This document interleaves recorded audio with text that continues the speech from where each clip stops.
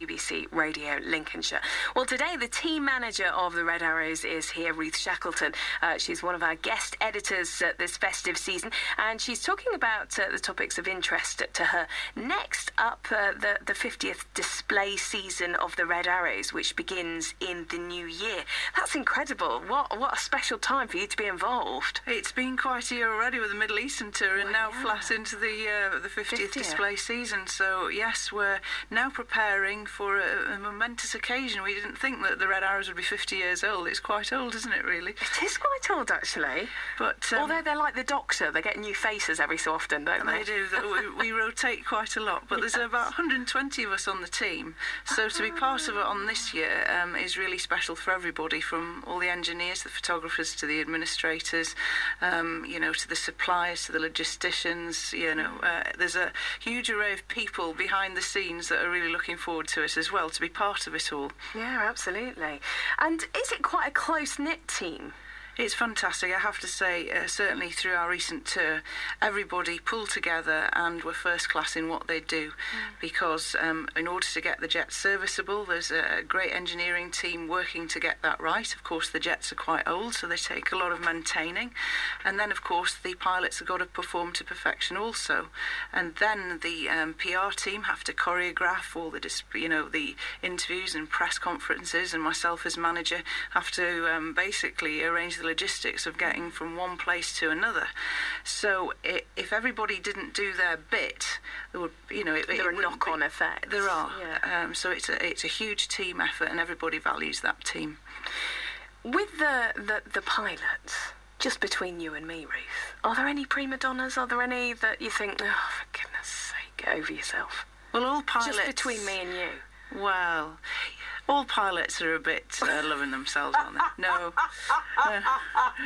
They're all totally great go and tell them now. No, our secret, everybody in Lincolnshire knows. No, they're all highly professional. They're great individuals. They've become my friends over the past year. I respect them highly for the skill which they show every display. And yes, they certainly are the best of what they do. And the rest of the team try to be the best in what they do also.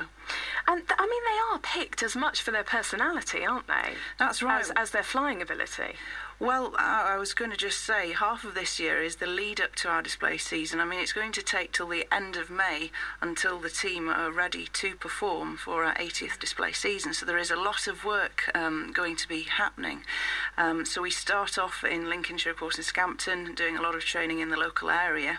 And then, of course, the weather isn't great in winter in UK, so we then go to Greece and then onwards to Cyprus, where the weather is a lot nicer and the skies are clear, which helps us with our training, and so it's sort of guaranteed so that we can get the necessary practice in, because the pilots are flying 3 times a day at least, Monday to Friday, and that will be from the 6th of January up and until our public display authority, which is the 26th of May, and that's where the Chief of Air Staff says that we are good enough to perform and safe to perform to the general public. So that's the date we're aiming for at the moment. Do you know, there's nothing better than coming in on the A46, coming into Lincoln, seeing the cathedral on the hill and the Reds flying.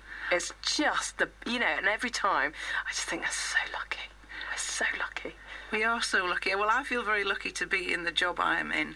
But recently the cathedral did a marvellous sort of scene around the cathedral as the part of the building works, and there was the cathedral and with the Reds flying over, and those are the two iconic images you think of when you think of Lincoln, really. Yeah, definitely. So is there going to be anything extra special because of the monumentous year? That's right. Our display season's just been ratified in the course of the next few weeks. There should be encompassing around 80 displays throughout the UK. We're going to be going to Europe, a couple of destinations as well there. The central theme of this year will be the Royal International Air Tattoo, which is in June. That's in Gloucestershire. It's one of the largest air shows in the UK. to that venue, there's going to be an invitation to all the world's display teams to come and help us celebrate. So that is going to be quite something mid-season. And of course, nearer to home, we've got the RAF Waddington Air Show, and they're going to be helping us celebrate as well. We're going to be flying over different landmarks of note throughout the UK, and we've even got in store a new paint scheme for our tail fin. So it's all happening, but I can't say too much about that because that's going to be a bit of a surprise later on in the year. Is that the smoke that comes out at the end, or the actual attached bit to the plane? This is the actual colour scheme of the aircraft. We want to mark the event.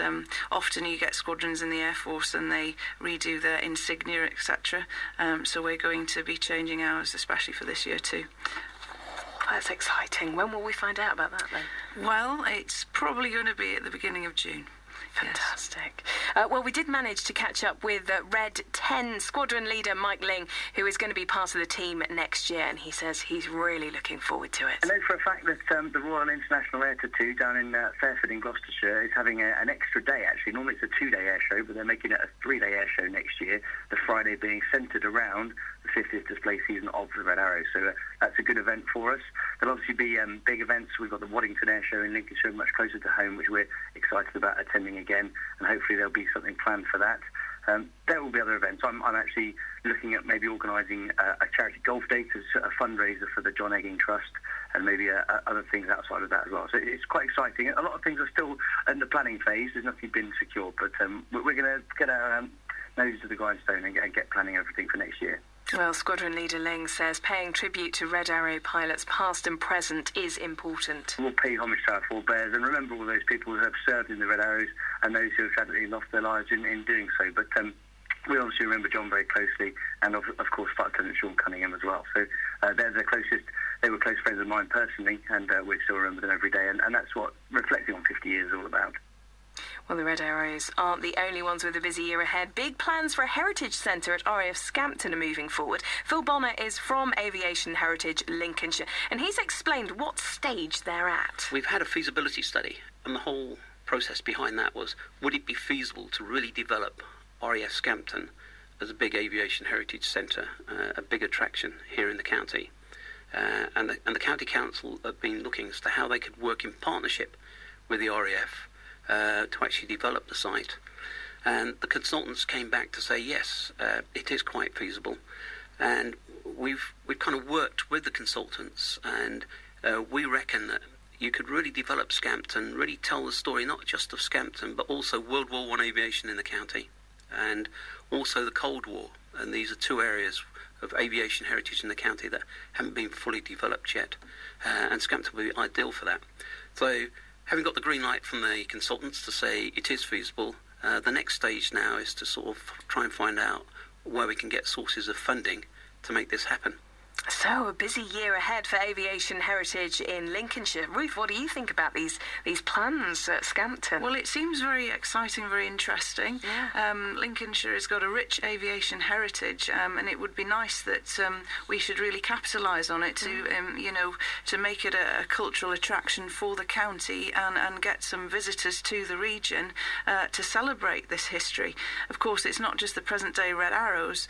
We've got the Vulcans began their time, the Dam Busters. We have got such iconic stories in this region. It would be nice to couple up and promote that. Of course, it should be Royal Air Force led, given that we are a Royal Air Force formation, but certainly with the help of the County Council, it sounds a tremendous project. It is certainly something that I am pretty excited that I would come along to, that I would think, that's something I want to take my two boys to, because and of course, we've got the Battle of Britain Memorial flight at Coningsby as well. So I think there's a plan to try and cultivate this and draw it all together. Yeah. Now, there is more to you than just the Red Arrows, Ruth. You're an opera singer. Well, that's a very elaborate title. I do sing opera arias, but I'm classically trained mezzo-soprano. Yes. Right, okay. I'm going to call you an opera singer. But we're going to hear you a little later, so I'm very excited about that, and how on earth you got into that in the first place, and how that marries up with RAF life as well. So we'll hear more from Ruth Shackleton in a moment. Our Red Arrows team manager, Ruth Shackleton, is contributing to the programme this morning, and it's been a pleasure to have you here, Ruth. We've covered the newspapers and the latest news on the Royal Air Force aerobatic team, which are, of course, regularly seen showing off their skills in the Lincolnshire skies. Now, you are a very busy woman, though, Ruth. I understand that you're doing a degree, aren't you, as well? I'm trying to do a degree, yes. It's culminating very soon. I'm doing a Master of Science in Air Transport Management. Oh, right, okay. Just in my spare time, which of course there's not a lot of. I was going to say, when do you squeeze that one in? So I've got the enthralling prospect of writing a 15,000-word dissertation in the next few weeks. Oh no, so you're just towards the end then, are you? That's right, the final hurdle, but it's the biggest one, isn't it, of course? So. Yeah, of course. Yes. And will that help you, I suppose, career-wise? Well, I've got a lot of experience, and of course in this day we live in a world where pieces of paper count for a lot. They do, yeah. So you need the evidence to suggest you've got all the necessary attributes. So that's one of the reasons to do it. And it's very, very interesting. I've met a great deal of interesting people. It's a multinational course down in City University London. So it's been great. Enjoyed it. Fantastic. Now, you also do a bit of classical singing. I've given you the title of opera singing because it does sound operatic, but I suppose it does. So shall we listen to a bit of you? Because we came along to your singing teacher. You did. And yes. hear you in full song. Here you are.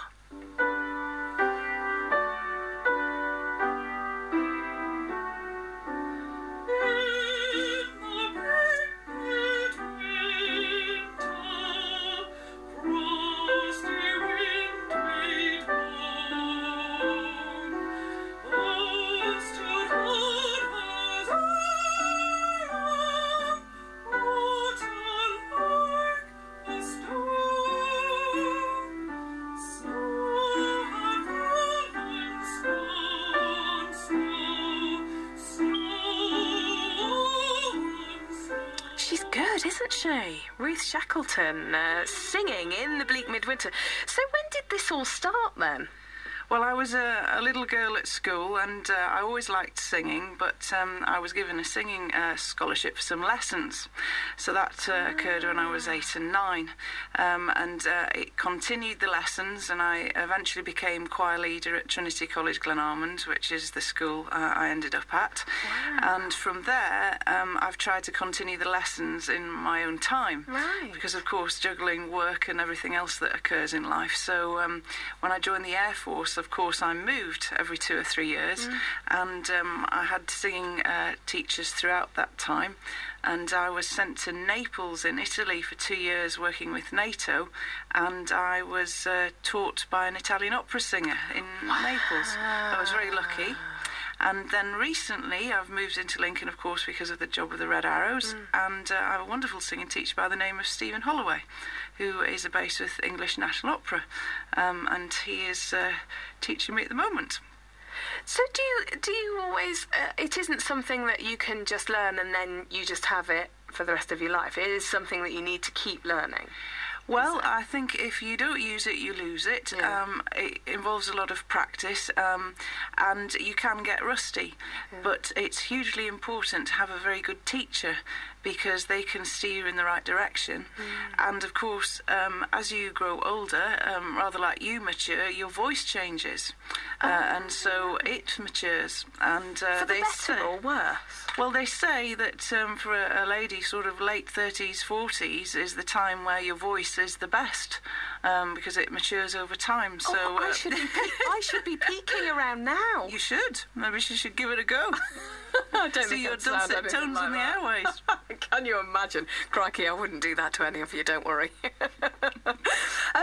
Because do you do like carol concerts and that kind of thing then? I did. Recently we had a local carol concert at RAF Scampton just before Christmas. And earlier in the year I did a concert at Lincoln Cathedral with a Royal Air Force Waddington band as a commemoration for the Dam Busters. And then later in the summer, Anthems in the Park at Cranwell. So those are my two big concerts this year. But it's just fitting it all in. Yeah, I can imagine. Goodness me. And you get to wear the beautiful frocks as well, because that's the only thing I associate, obviously, with gorgeous voices, but you get to wear great frocks. Well, I've got a couple of good, nice dresses, so yes, I do. You've got to be the diva. You have. Yes. Excellent. Well, because is it quite difficult?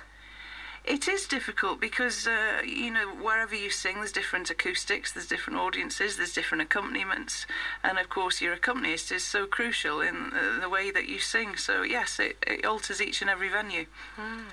Well, Ruth, it's been an absolute pleasure to spend the morning with you. Thank you very much. Thank you for having me, Nicola. What a fabulous show you do. Oh, thank you. You can come again, Ruth, next time you're around. And I'm sure we'll be talking to you again with next year coming up. I'll look forward to that.